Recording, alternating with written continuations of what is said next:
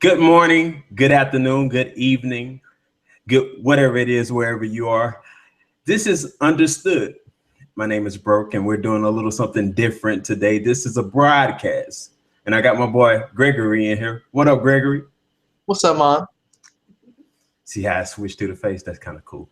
Mm-hmm. So we're gonna just jump straight into it. And we also got Queen T here, but she's not in the presence to where you can actually see. There go her hand. Yeah. So we're just gonna do a week in review. My mouth is still kind of messing up, but it don't matter. We're gonna do a week in review.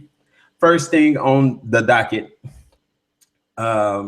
Rudy Giuliani.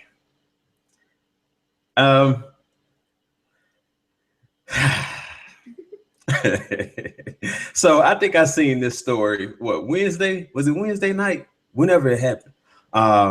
I'm pretty sure it was Wednesday night though.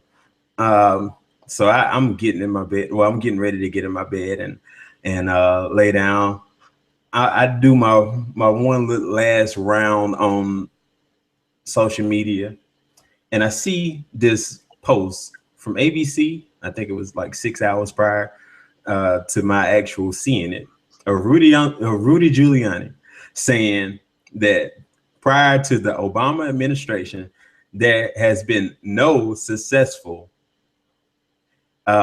terrorism attacks performed by radical what was the word used? Radical Islamics. And it kind of broke my brain for a minute. And after a day of dealing with the foolishness, I just wasn't prepared for this foolishness, because there's only one reason I know Rudy Giuliani. Jeff, why do you know Rudy Giuliani? Rudy Giuliani was the mayor of New York City on September 11th, 2001. So you can imagine why this broke my brain, because I remember, like, this is one of my earliest I remember where I was moments. I remember being in a 6th grade classroom, and what was it, Channel 1? They used to come on TV. I remember they turned the TV on. It was emergency broadcast. And matter of fact, we were at break, but they was like, no break today. They turned this on, and I just remember seeing this. And then when the details begin to come out, and me as a 6th grader, 6th grade, how old was I? 12? But I just remember seeing Rudy Giuliani all over the news. So for me to see this and to watch the video, oh my goodness, it's like it's crazy that people will take and run with this and be like, yep, it didn't happen before Obama. Do you think he just misspoke, or do you think do you think he was just off the cuff, or do you think he was trying to just put it out there because a certain population would just believe? I think that's what I think it's either that or he dealing with dementia. Because consciously, there's no way he believes that. I mean, you got to give him. I mean, he's a politician. Mm-hmm.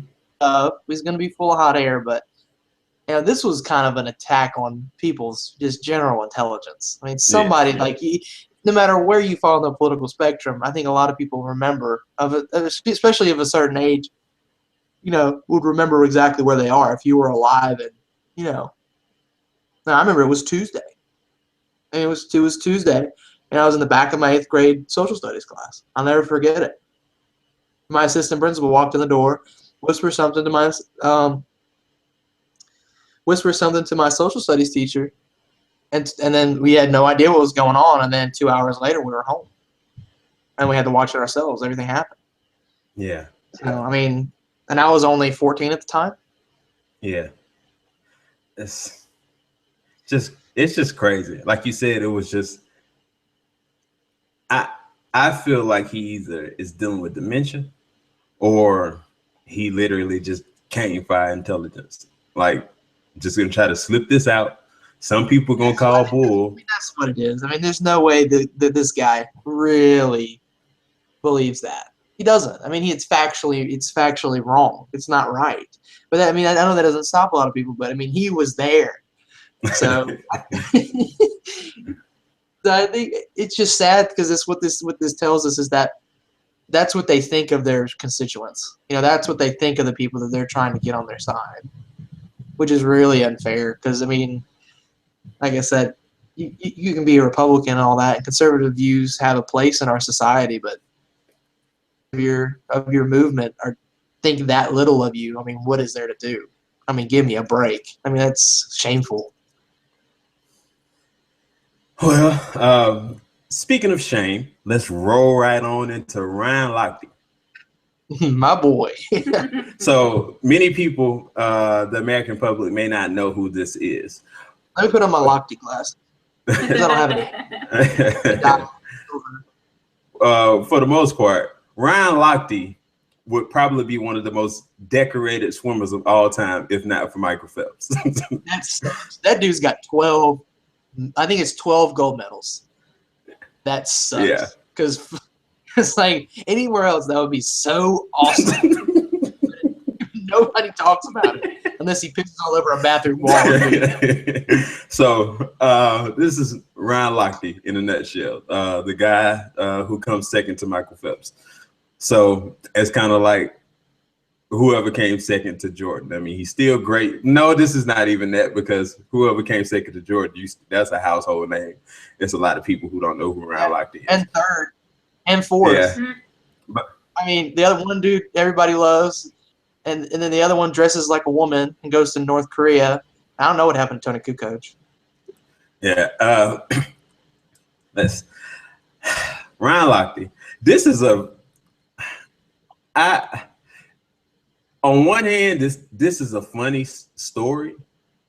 On the other hand, it's shameful, because you first have him lying, saying that he was, because everybody has been up in arms about Rio ever since way before the Olympics started. People were wondering about the water, wondering about security, wondering about all of these things. So yeah, break it down real quick. What happened? Like, what did he say happened first? So what he said happened first, he said that he was robbed at gunpoint by someone posed as a police officer.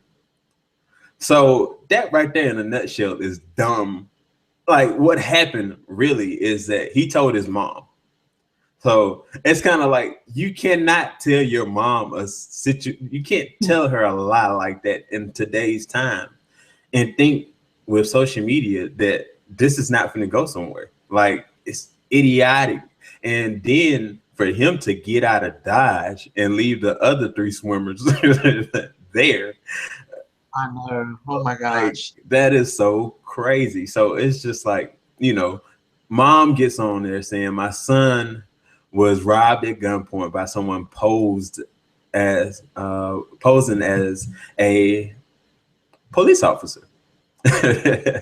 And so, of course, like, even though Rio got some dirty stuff going on, and some of that stuff may be shady and questionable, the police officers, like the police department, not gonna let this slide. Like, nah, we own this. So of course, like, how do you expect this lie not to come to light in 2016, when there's probably 10 people Snapchatting, Facebook Live, and Periscoping your ass breaking a bathroom stall like down, or breaking down a door in a bathroom? Whatever he did specifically, we don't know, but he didn't get robbed. It wasn't by somebody dressed as a cop.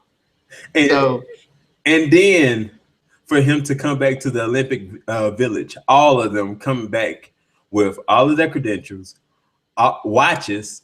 The only thing that they were missing was money, and that's because they paid the gas station owner for the damages. Yeah, exactly. Like, so who do you know? Like, and this was the best, because a lot of people get this, and it's like news alerts on their phone. Like, when my phone goes off from the BBC, I get alerts. So when I got alerted that, oh my God, 3 swimmers in Rio got robbed, I was like, oh man, here it goes. I knew it was going to happen sometime, right? Yeah. And then it's like, oh, all three swimmers come back to the Olympic Village with nothing stolen, and then it's like, oh, Ryan Lochte's in America. Like, the story may be false. There's like, it just kept coming and coming. It's like, oh man. It's like, why don't you just say what happened? It couldn't be that bad. Like if you could fix it, was paying the owner of the gas station, and even some official in Brazil was saying that, they were just having fun in Rio. Like, it wasn't that big of a deal. They had already paid the owner for the damage they caused. Why you gotta lie? That makes you seem like makes you feel that something else happened. It probably didn't, but I mean, come on, dude. And then the crazy thing, to break the door down, to break the mirrors, to pee on the wall in a bathroom.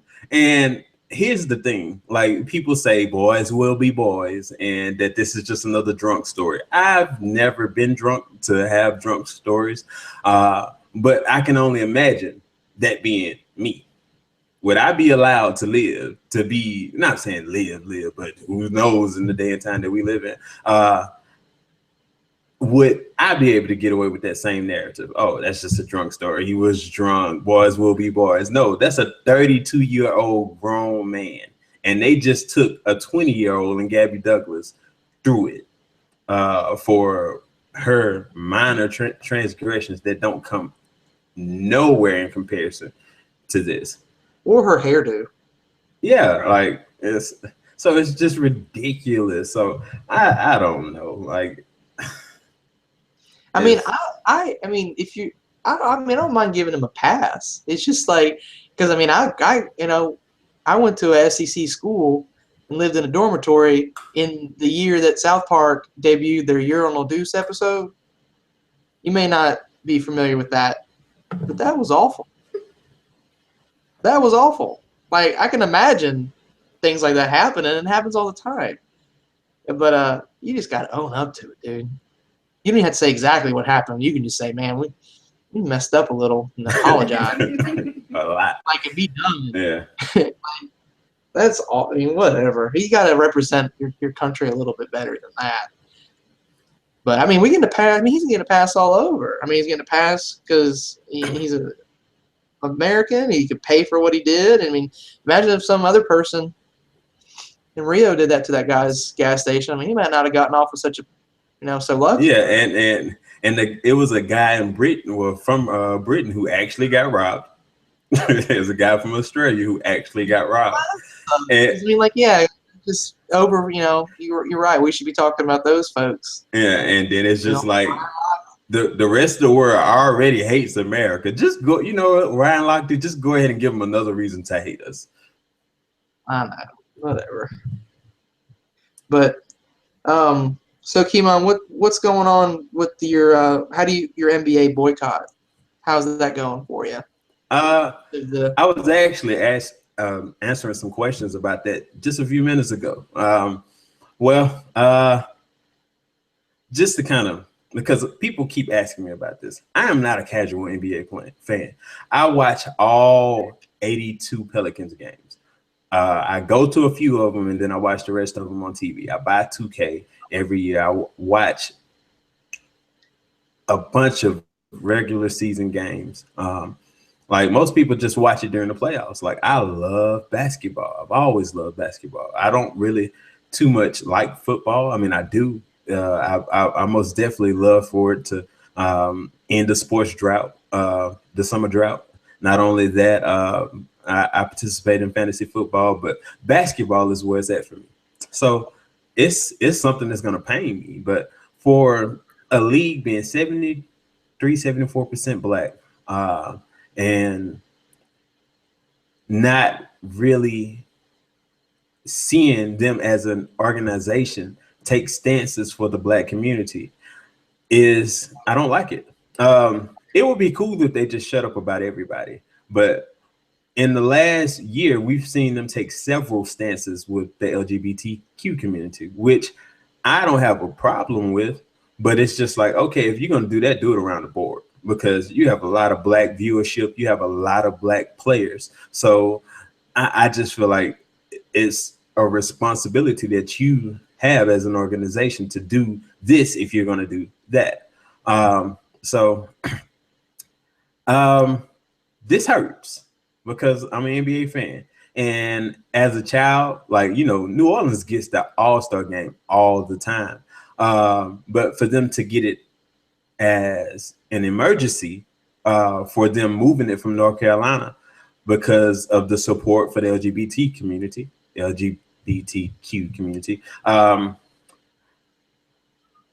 I can actually go to this one. As a child or as a college student, I couldn't really afford it, but I can actually go to this one in February. But I will not. I will not unless. I want for them to take a stance and for me to be able to retract my boycott. But otherwise, I won't be going. Or I'll be going, but to actually boycott and to protest. How much traction do you think this is going to get? Like, how much, as far as not just you, but feel the same? I got a few people who gonna go down to New Orleans with me, and a few people who have pledged to not give them a penny. I've even had Arnez pledge to do everything but buy 2K. He said he's gonna buy 2K. But I will not. Like, I just can't. I think it is unfortunate because, like, it would give a lot of legitimacy. This is due to a lot of things. Like, from an outsider's perspective, like to see a more cohesive movement and something to really like pick as far as what you want to support. Because to say there's not a lot of problems is wrong. It's not what I'm trying to say, but to pick something that's concrete and to solidify that and then get behind it, I think that would be helpful. I just don't think there's not a concrete something. Black Lives Matter is really controversial because you can't, because of the perception of most people that it's anti-police, even though that may be part of it, but I know it's not 100% anti-police. You can't have a major organization like the NBA support that. So there's got to be something. Do we want to say end police brutality? How can we say that without being, anti-police? So we got to figure something out.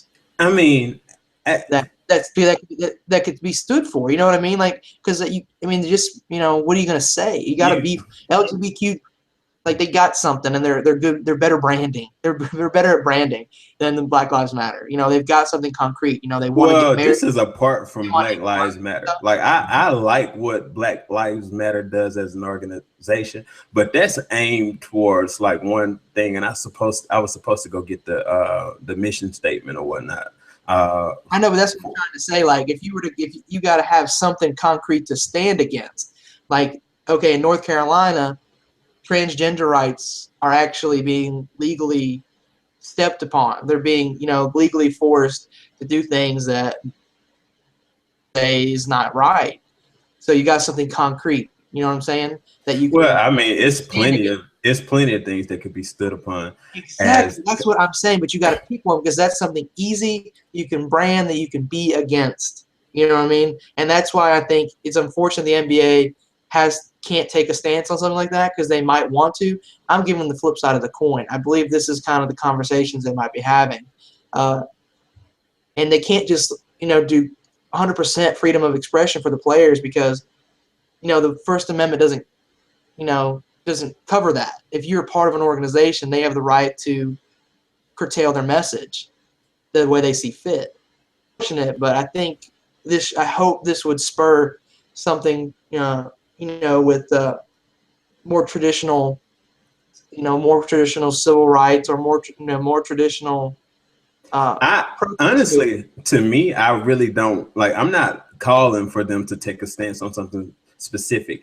I'm calling for them to make a public stance on something that is going on and not to discourage stuff. Because when Eric Gardner died, was murdered, and most of the players start wearing the "I Can't Breathe" shirts, the league discouraged it. So that's what I'm saying. Like, you can't discourage one thing and then be in support of another. I don't know what I want them to say. I just want them to say something. And that's the problem because you can't. That's a huge organization that has a reputation to protect. So they got to do something. that is concrete and an easy message to Well, let me ask you this. What if what if that 74% of players that I was talking about, what if they decide to sit and say that, okay, if you're not going to say anything as an organization, I'm not going to play for you as an organization? When they do it, I would personally support that, but they're not going to do it. Yeah, I don't think they'll do it either. But Because I feel like some people. everybody can talk a big game, but when you're getting paid a couple $100,000 per game, and and everybody start talking about lockout, but you've already bought everybody a house, and you got 7 cars, and all that shit to pay for. It's a big I mean, what are you gonna do? I mean, you got to play, you got to make money. So everybody, that's what's unfortunate about it. I wish they would personally. And I wish there was something that they could stand for in a unified way that could be easily communicated by the NBA. They could express themselves, and they could use their players as a voice to express something that needs to change. Not to say something doesn't need to change; it does need to change. But until that happens, I don't see it going forward. Well, It's a I see some stuff potentially changing. I criticize Michael Jordan a lot, but he was the first owner to actually say something. So I feel like that may go somewhere in a positive direction. Not only that, I feel like who else? What LeBron, Carmelo, and Chris Paul and Dwayne Wade decided to do. I think that may go somewhere, but we'll see. I mean, the season hasn't actually started. We see members of the WNBA going hard, and in my mind, I'm like, they get paid a whole lot less than you do. That's the reason they're able to. They don't. I mean, it's sad to say, but they don't have the voice. They don't have the clout. But The viewership. They don't have the following. So what they say, it doesn't reverberate. I just look at it like if they can get paid less and say more, and you get paid more and say less, that's a problem. Because you have more of a cushion to say something. No joke. It's not. I mean, you're 100% right. That's why I say. That's why I keep saying it's unfortunate. But we're not in that position either. We don't have lifestyles and families to support at a certain level. But that's what I'm saying. Like you gotta keep that in mind. Like we talked about, those people using their money for something, playing the game like Super PAC or something. Yeah. But I mean, it's not our money. It's easy for us to talk about, but that's what I said. That's the position. I agree. I think about that. I think about that all the time. But I know as far as me, I'm going to take some type of stance and do something that I don't want to do to prove a point. But anywho, kind of speaking about it. What's that? Something else going on in Louisiana. Yeah. Well, it's unfortunate, and honestly, we continue seeing problems like this in areas in Louisiana, areas in the South in general. We talk about stuff like this from time to time. Right here where we stay, we see issues not quite to the magnitude of that as far as with flooding, but we get hit pretty hard by storms. It's very unfortunate what's going on in Baton Rouge. And I've been looking around for ways that I can personally do something to combat all of the things that have happened in the last few weeks in that area. But I have a problem. I have a problem with people who find themselves being very critical of things done in this area and areas like this, because you have a lot of people on social media, in the media, and just in general who are speaking out against like Black Lives Matter and just Black people in general concerning what's going on in Baton Rouge as far as the floods. But like I seen a lot of people talking about Obama, where's Obama? as far as going to Baton Rouge. Oh, Trump is going to Baton Rouge. Where's Obama? Where's Black Lives Matter? Where's the Black Panther Party? But it's like you see these people when you see injustices. That's a natural disaster. Like, I don't know. I don't want to kind of. I want people to understand where I'm coming from with this. But I mean, what do you expect them to do in this regard? Like, certain people, they have this one fight.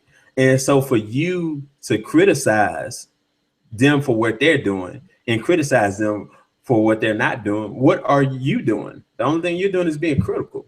And I see that day in and day out on the internet. And that's one thing that I hate about social media. It gives everybody an opinion. Um, so I don't know. That just kind of bothered me and frustrated me. What's T Well, got something? something. Hold on. T got something. Let T get in here.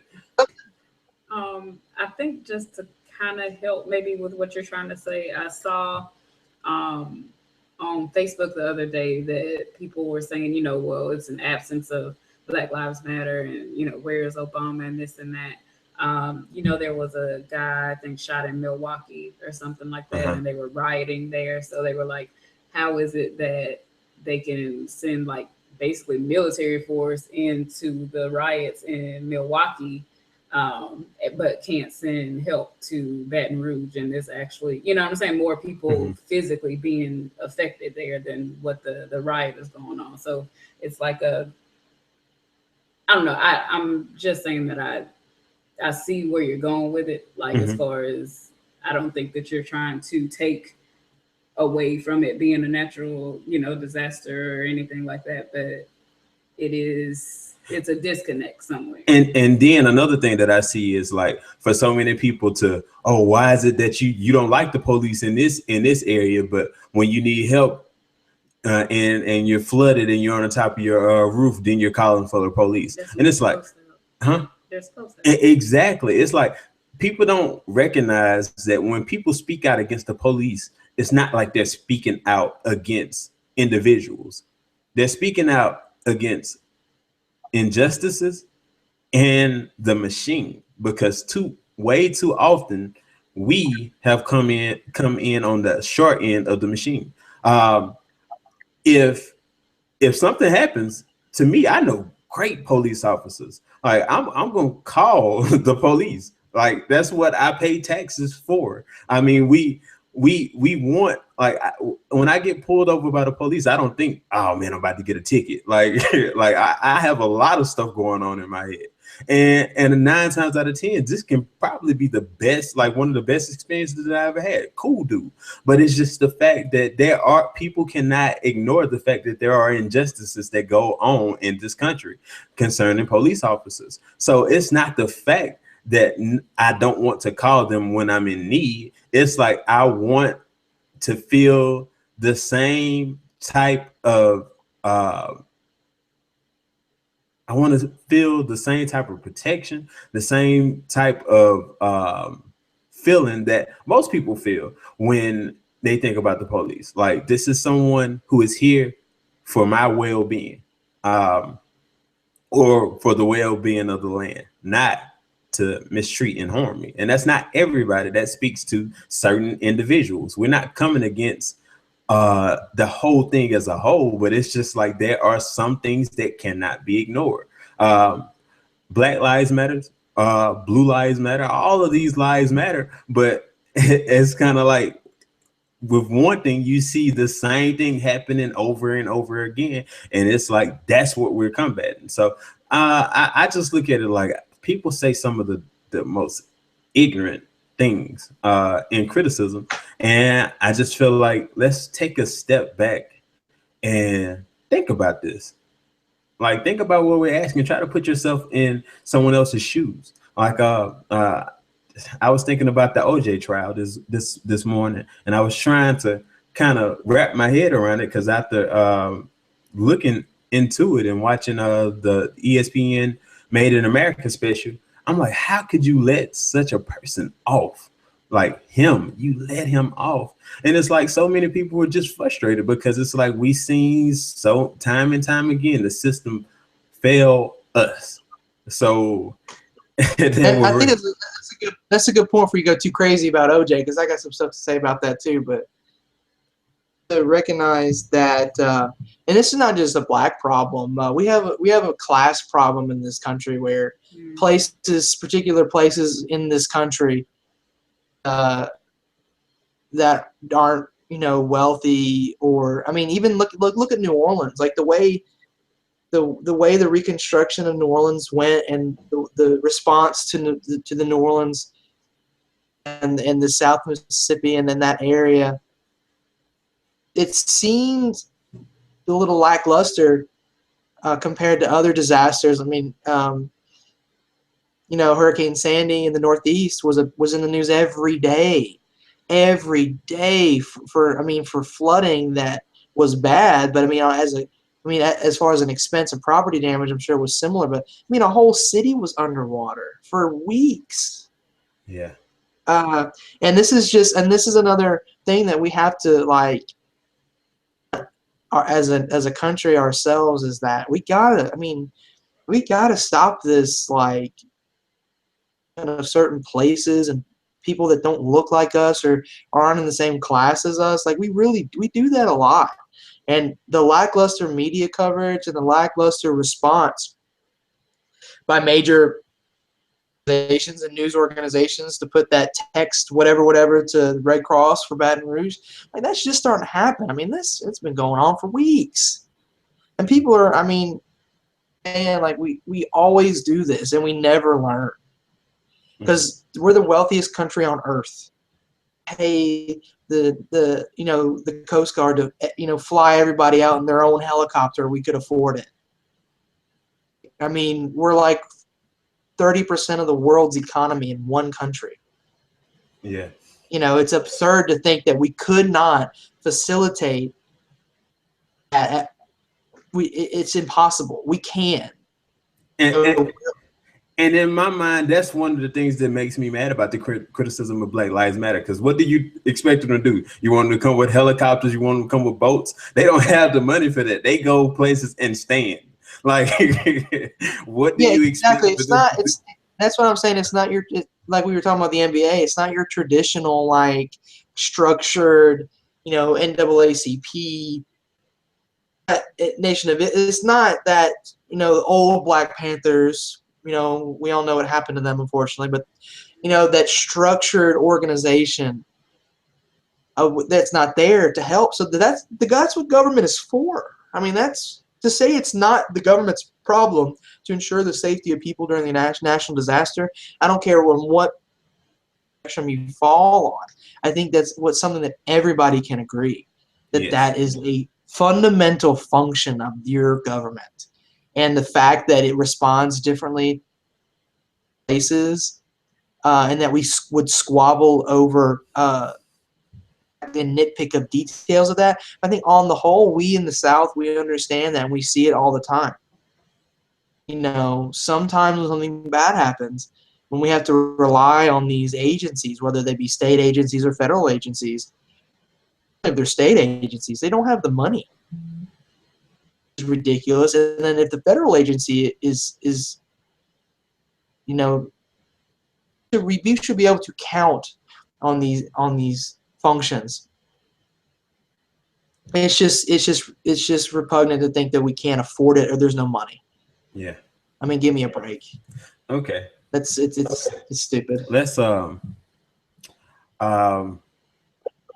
of fast forward from Baton Rouge, but stay in Baton Rouge, and talk about a man who visited Baton Rouge this week. First of all, I got something I want to say about what the governor of Louisiana has weighed in on this. This was said, I believe, either August the 19th or 18th.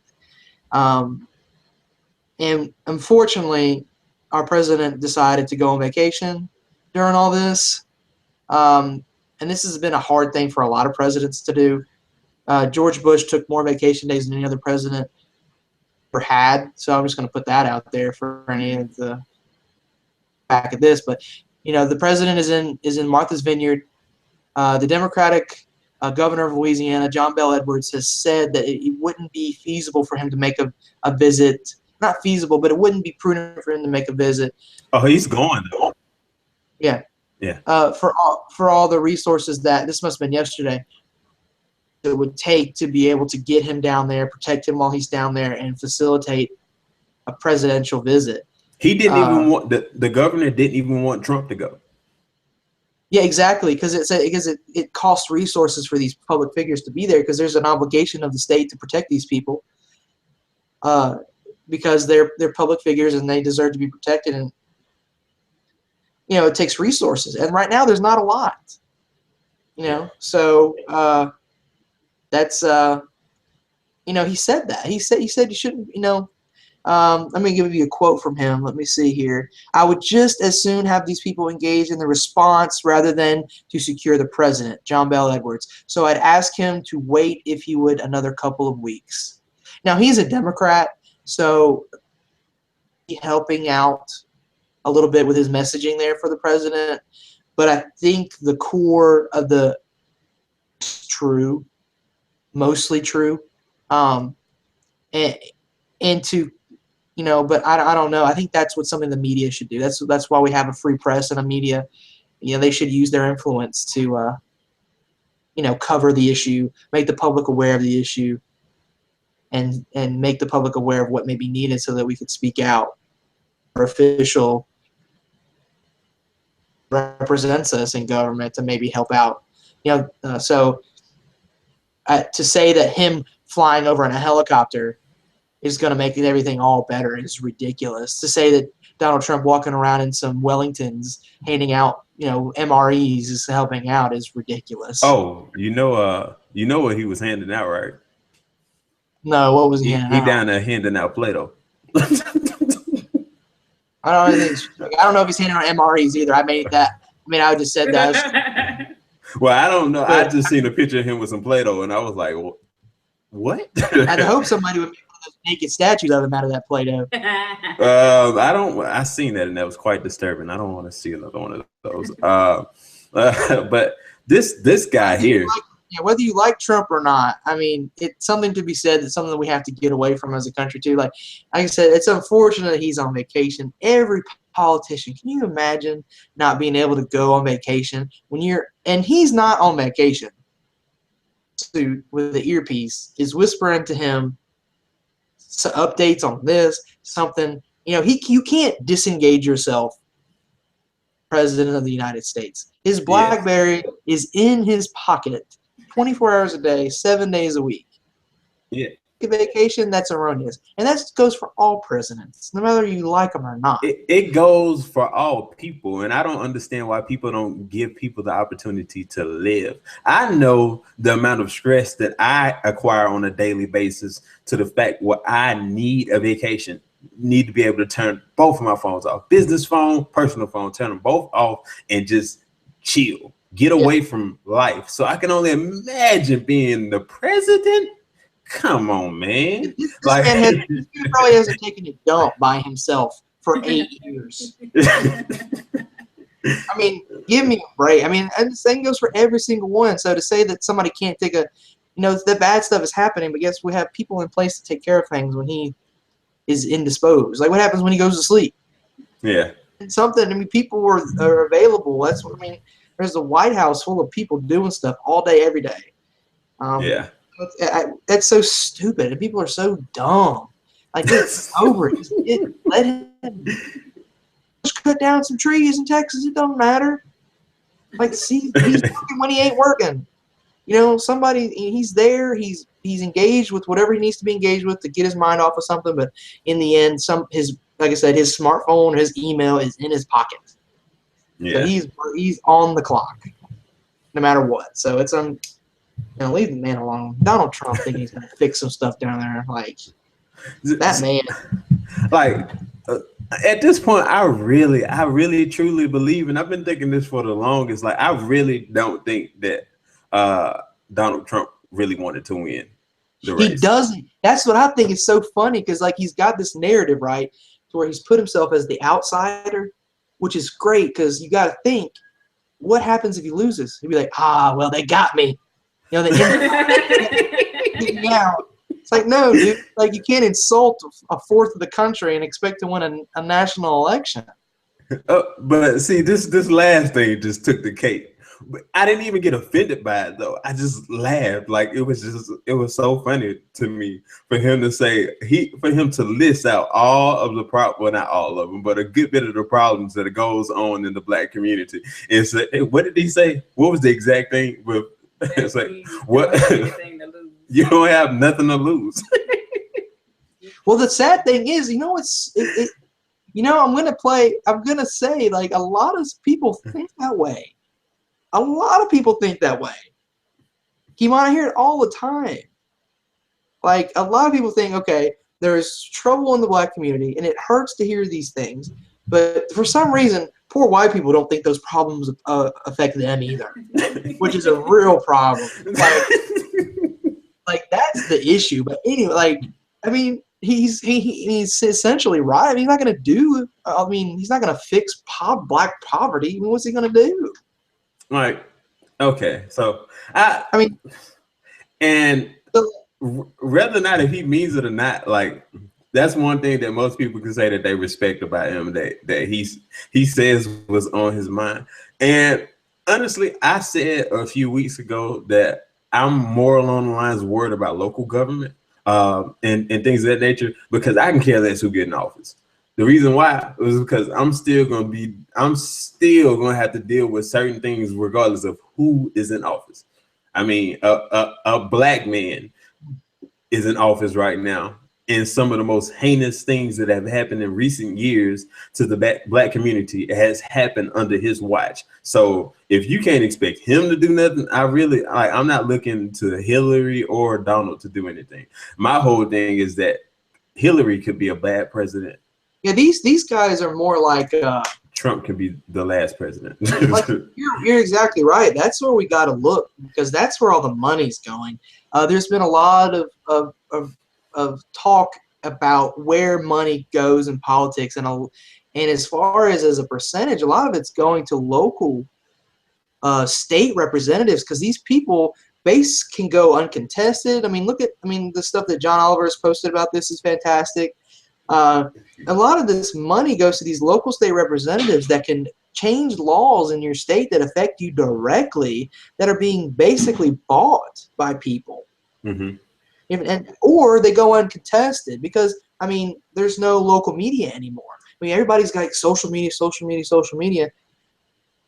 And then you got big national, and then national newspapers like the USA Today, LA Times, New York Times, whatever, but those local newspapers that used to like cover all the stuff that goes on. I mean, do you really watch, the MP or the MPB show about the state capitol and what happens, what laws get passed? Who watches that? Nobody.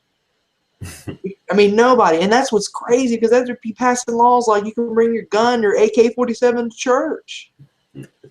I mean, that's where stuff like that is happening. And these people on that hold these big national offices, I mean, they move the ship. They push the ship in a general direction and push it. Hopefully it goes where they want it to go, because they can't manage the nation. So they have to steer the Titanic a few degrees this way or a few degrees that way. But these guys that represent you in your local community are the ones that are directly affecting your lives and who is paying for their campaigns, who is paying for everything. You got to look into that. If it's not you, if they haven't knocked on your door and you haven't given them $10, you got to be a little afraid about where it's coming from. You're right. You're 100% right. Probably one of the two Koch brothers, if you live especially in the South. Yeah. So, I mean, do they represent you? No. Like I said, like if we live in a state that Mississippi that's 40% black, look at our state legislature.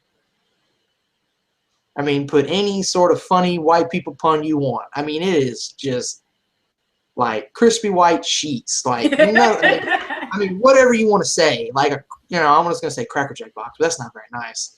But it's ridiculous. Like, how is that possible? Like, how it doesn't happen unless there are forces, keeping that from happening. What it is, you can't say specifically. You probably never will. But like it's that, them. something, The man. yeah, man. Like something's afoot here. Like that doesn't make any sense. Like we've got a few black representatives from the Delta, and that's about it. Like give me a break. And we got one from Moss Point, which is, that makes sense to me. Yeah. Like Jeremy. like that's a predominantly black community. So you would want somebody that is at least, sympathetic, or to be, be part of the community that you represent. I mean, Pascagoula is I don't know the racial breakdown of Pascagoula, but I'm sure it's not all white. And it's the last time we had a black representative.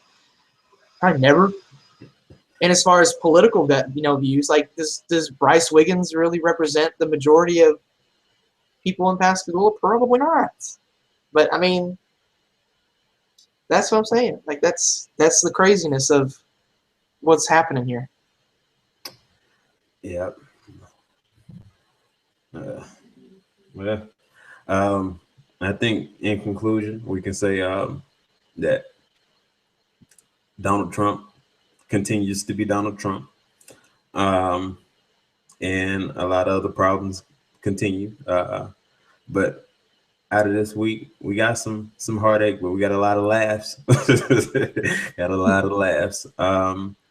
Anybody got anything to say before we wrap it up? Nope. I think this experience was cool though, as far as the broadcasting. Yeah. We'll see how this goes. But let us know what you think on the page and comment and. Oh yeah, always. You got to hit us up. Yes. Let us know what you think. And you can follow us on YouTube. That way you can actually view this live, because it's a live show with no viewers, because we kind of putting it out. We're trying to see how it works first. But you can hit us up. We are understood@gmail.com. That's also the YouTube, so you can follow us there. Facebook, Instagram, Snapchat, we on all that. Twitter, we're gonna have to do a little better job of actually checking out all of these social media outlets. But yeah, hit us up nonetheless. If you hit us up, we're gonna get some type of notification and we're gonna hit you back.